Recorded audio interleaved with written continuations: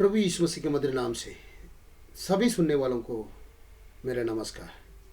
आज एक बुधवार और प्रभु ने हमारी ज़िंदगी में दिया है, उसकी वचन से सुनने के लिए, उसकी वचन का ध्यान करने के लिए प्रभु ने हमें मौका दिया, इसलिए मैं प्रभु को धन्यवाद करता हूँ।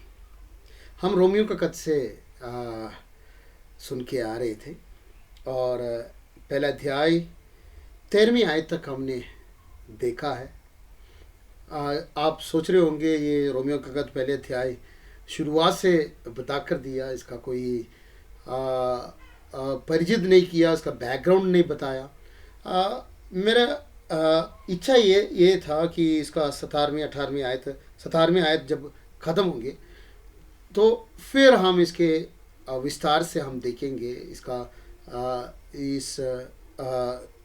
इस किताब को डिवाइड करके 5 हिस्सों में डिवाइड करके हम देखेंगे और बहुत सारे बातों को इसमें देखने के लिए है। परंतु पहले इस किताब का अपनी इंट्रोडक्शन हम पहले देखेंगे।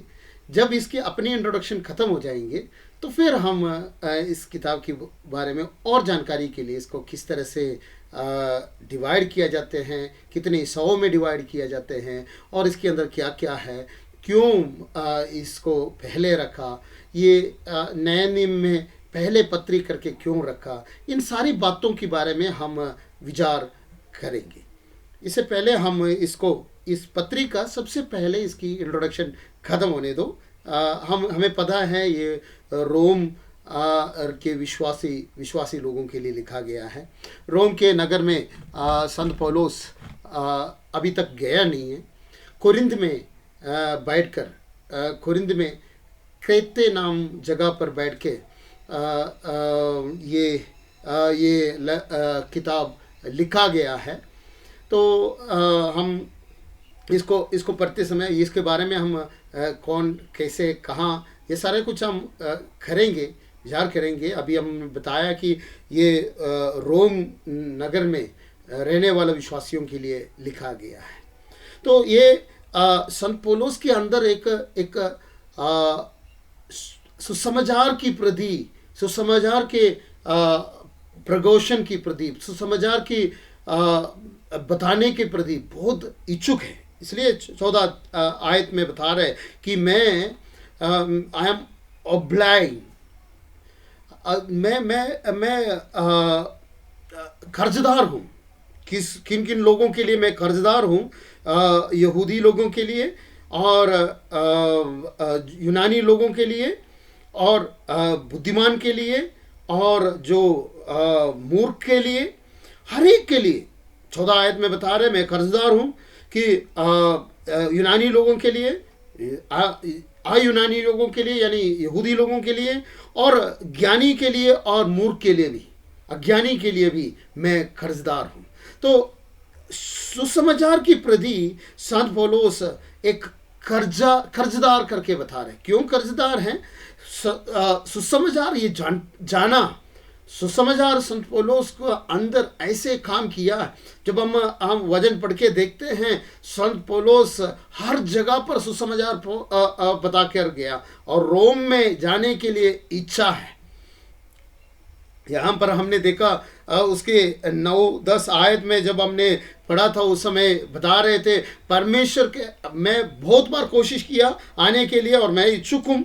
और 13वीं आयत में बता रहे मैंने प्लान किया, बहुत बार प्लान किया मैं आपके पास आने के लिए, मगर परमेश्वर की इच्छा की इंतजार में है।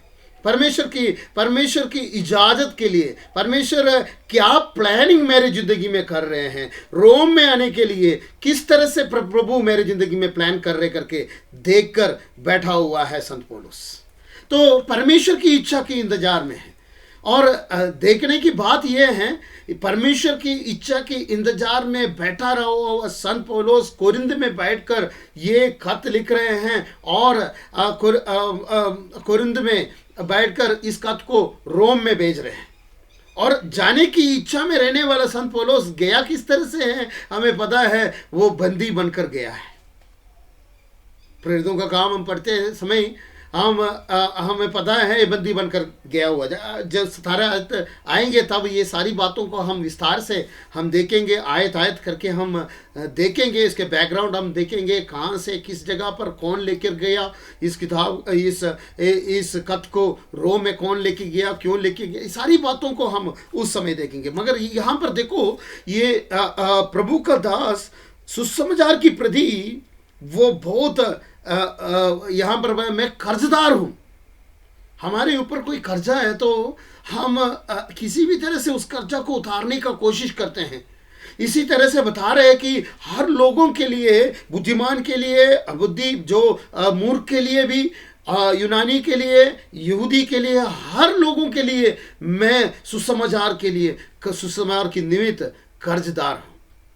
हमारे ज़िंदगी में ऐसे कोई बात है कि हमें सुसमाचार मिला, हम प्रभु में आया, प्रभु के सुसमाचार को पहचाना और उस विश्वास में हम आगे बढ़ रहे हैं और हम बेफिक्र होकर चलते हैं। मगर एक बात ध्यान रखना कि हम कर्जदार है। जो हमारा पड़ोस में है, जो हमारा साथ रहने वाला है, उनको यीशु मसीह के बारे में नहीं बताए तो हम कर्जदार हैं। यीशु के बारे में उनको बताकर देना हमारा फर्ज है। तो ये कर्जा हमसे उतारना हमें जरूर है। ये 14 आयत में ये बात बता रहे हैं और 15वें आयत में जब जाते हैं तो ऐसे लिखा है, that is why I am so eager to preach gospel also to you who are at Rome. Rome नगर में रहने वाला, इसलिए मैं बहुत इच्छुक है रोम नगर में रहने वाला आप लोगों के बीच में भी मैं सुसमाचार पहुंचाऊं, सुसमाचार को पहुंचाऊं। तो इसके मतलब ये है सुसमाचार का उन दिनों में प्रभु के दास संत पौलुस इस सुसमाचार को लगभग प्रभु यीशु मसीह का जो क्रूसीकरण का बाद में, वो बलिदान की बाद में और लगभग 30 साल के बीच में संत पौलुस बता रहे हर जगह पर मैं, हर धरती की हर जगह पर सुसमाचार लेकर पहुंच गया। अब रोम में जाने का इच्छा में है, इसलिए बोलते हैं कि इसलिए मैं कर्जदार हूं कि उस जगह पर भी संत पौलुस बनाया हुआ अपनी मेहनत से, अपने प्रयत्न से लेकर आया हुआ कोरिन्थ कलीसिया में अपना प्रभु का वचन सुनाया और उनको अच्छी तरह से चलाया और उनको प्रभु में आगे बढ़ाने का शासन देकर बढ़ाने के लिए खत लिखा है। और एफेसी कलीसिया में लिखा हुआ है, अलग अलग कलीसिया में, कोलोसियों के कलीसिया के बारे में बताया तो वो संत पौलुस के बनाया हुआ कलीसिया नहीं है, संत पौलुस के द्वारा बनाया हुआ कलीसिया नहीं है, बल्कि मेरे कहने की बात ये, संत पौलुस वहाँ पर जाके सुसमाचार सुनाकर आया हुआ लोग नहीं है, फिर भी उस कलीसिया में एक खत लिखकर उनको भी प्रोत्साहन कर रहे, वहाँ पर गया। और यहाँ पर बताते हैं कि रोम में जाने का इच्छा में है। क्यों इच्छा है? कि मैं कर्जदार हूँ, हर लोगों के लिए कर्जदार हूँ, उधर के लोगों के, रोम में रहने वाले लोगों के लिए भी मैं कर्जदार हूँ और मैं वहाँ पर आकर आपको सुसमाचार सुनाऊँ, सुसमाचार को वहां पर भी लोगों को सुनाना है। थोड़े लोग हैं कलीसिया के अंदर, और भी लोग कलीसिया में लाने के लिए, प्रभु में लाने के लिए, और भी लोगों को प्रभु की ओर खींचने के लिए चाहते हैं। इसलिए संत पौलुस यहां पर लिखा है कि मैं कर्जदार हूं। वहां पर भी आकर इस सुसमाचार की खासियत को, इस सुसमाचार की जो असलियत को और उसकी ताकत को, सामर्थ्य को बताने के लिए चाहते हैं। इसलिए यहां पर बता रहे, इसलिए मैं आप लोगों के बीच में भी इस सुसमाचार को प्रचार करने के लिए, रोम में भी आकर इस सुसमाचार को प्रचार करने के लिए चाहते हैं। हम अक्सर परमेश्वर का इस सुसमाचार को सुनकर और दूसरों को बताने में थोड़ा सा हम लज्जित करते हैं, शर्म करते हैं और कोई बात नहीं, बाद में बताएंगे, कोई अवसर और मिलेगा तब बताएंगे, इस तरह से हम उसको और आगे लेके चलते हैं। परंतु हम आज से एक निर्णय ले, प्रभु का वचन को सारे लोगों को बताएं। हम कर्जदार नहीं बनना है, हर एक लोगों को प्रभु का वचन को बताने के लिए प्रभु हमें मदद करे। ये कलीसिया के लिए लिखा हुआ खत है। तो कलीसिया के लोगों को एक प्रोत्साहन कर रहे कि देखो मैं वहां पर आकर सुसमाचार को बता रहा हूं। तो हर एक का एक हर लोग जो प्रभु में हैं सब सुसमाचार की निमित्त कर्जदार हैं। तो हम अपने कर्जा को देके सुसमाचार के निमित्त जो कर्जा है वो देके और प्रभु के लिए हम कार्य करें, प्रभु का वचन के लिए हम आगे कदम उठाए और इस सुसमाचार को हर एक लोगों तक पहुंचने का एक प्रयास करें, पहुंचाने का प्रयास करें और प्रभु उसके लिए हमें साथ देगा। इन वचनों के द्वारा प्रभु सबको आशीष करे। प्रभु आप सबको आशीष करे। धन्यवाद।